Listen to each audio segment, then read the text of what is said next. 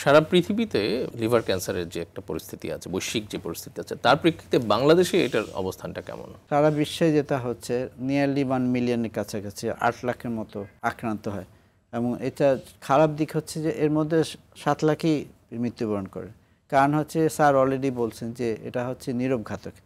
প্রথম প্রাথমিক অবস্থায় কেউ টের পায় না, যখন টের পায় তখন অলরেডি অনেক দেরি হয়ে গেছে। ফলে ট্রিটমেন্ট অপশন যেটা আছে, যে কারণে লিভার অ্যাওয়ারনেস মাস পালন করা, সেই যে আর্লি ডিটেকশন, মানে আগে যদি আমরা নির্ণয় করতে পারি তাহলে অনেক রোগীকে আমরা বাঁচিয়ে ফেলতে পারি, সেটা হচ্ছে না। ফলে হচ্ছে অনেক রোগী এর জন্য মৃত্যুবরণ করেন। বাংলাদেশেও তাই হচ্ছে। আমরা যে রোগীগুলি পেয়ে থাকি, আমাদেরই স্যারের একটা আছে, স্টাডি আছে, সেখানে 50-60% দেখা যাচ্ছে তার টিউমার সাইজ অনেক বড়, 10-12 সেন্টিমিটার মতো।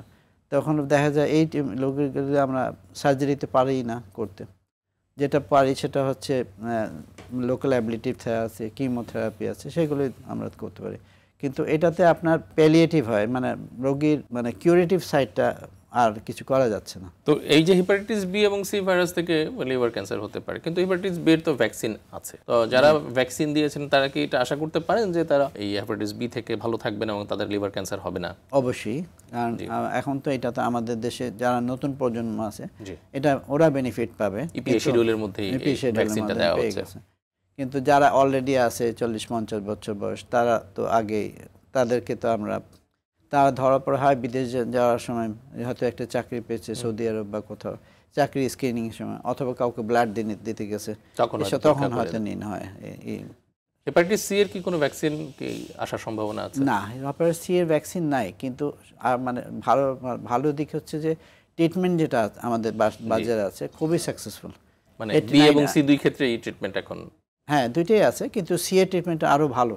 98-99% সাকসেসফুল ট্রিটমেন্ট। ওকে, এই ট্রিটমেন্টে কেমন ব্যয়বহুল? ব্যয়বহুল হচ্ছে 1 লাখ টাকার মতো পড়ে। তো আমাদের সরকার অনেক রোগীকে ফ্রি দিয়ে থাকে।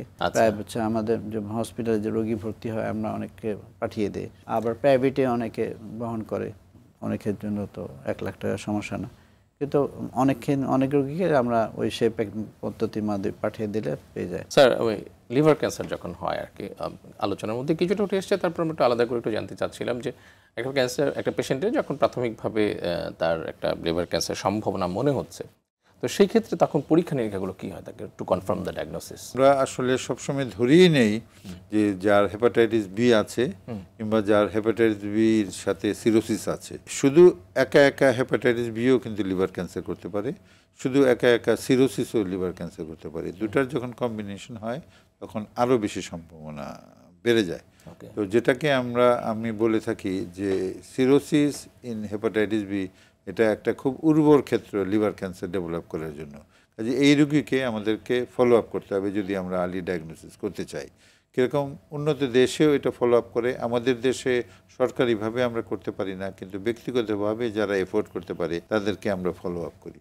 কী দিয়ে ফলো আপ করি? রোগীকে আমরা আসতে বলি, দুটো পরীক্ষা বিশেষ করে, একটা হলো আলফা ফেটোপ্রোটিন রক্তের পরীক্ষা, একটা হলো একটা আলট্রাসোনোগ্রাম লিভারের করলে আমরা খুব প্রাথমিক অবস্থায় লিভার ক্যান্সারটা নির্ণয় করতে পারি। সেই স্টেজে যদি আমরা নির্ণয় করতে পারি তাহলে রোগীকে আমরা কমপ্লিট কিউর দিতে পারি, মানে সম্পূর্ণ আরোগ্য দান করতে পারবো।